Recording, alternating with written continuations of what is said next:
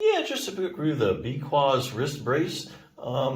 Basically, I think of this more as like maybe like a wrap as opposed to a brace. I think a brace is something that's being a little more rigid. But be that as it may, whether it's a wrap or a brace, the whole point is to provide some support and some compression on your wrist, kind of immobilize it a little bit, kind of restrict its motion, give it a chance to rest.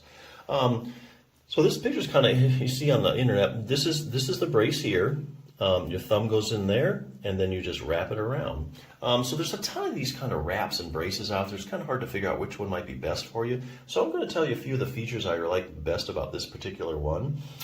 It is made of 75% nylon and 25% spandex. So the nylon means that it's pretty durable, because nylon is a pretty durable material, which means it's going to last long. The spandex is what gives it a little bit of stretch to it. So it's about a quarter of it's made of spandex. So it's pretty stretchy little brace. It's very lightweight and breathable. This is probably one of the more lightweight braces that you'll find out there, or we could call it, well, it's not even really a sleeve, I guess.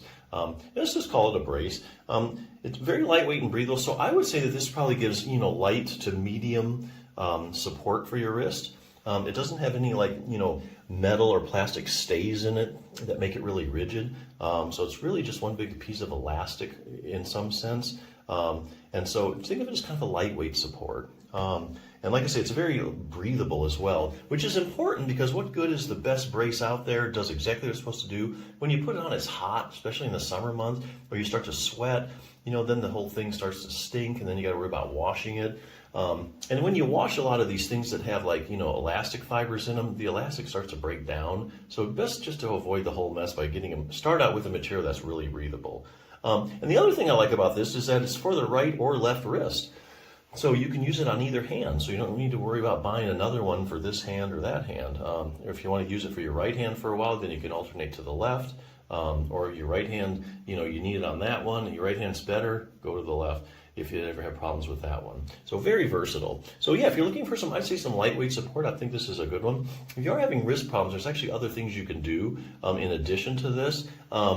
This is the Sore Wrist Solution book. There aren't that many wrist books out there. Nobody's really writing it. But there's got a few things you can do additionally I want to show you real quick. This is just the anatomy part. It shows you how your wrist is made up. Okay, increasing wrist circulation.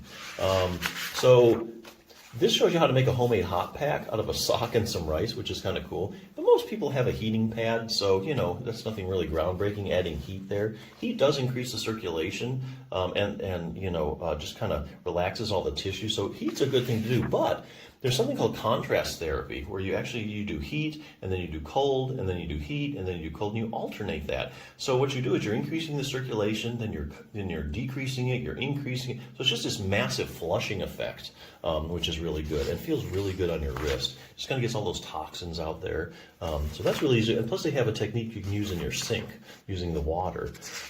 Decrease wrist pressure. If you have an overworked wrist, sometimes that drives up the pressure in your wrist. If you have carpal tunnel, that is the whole problem.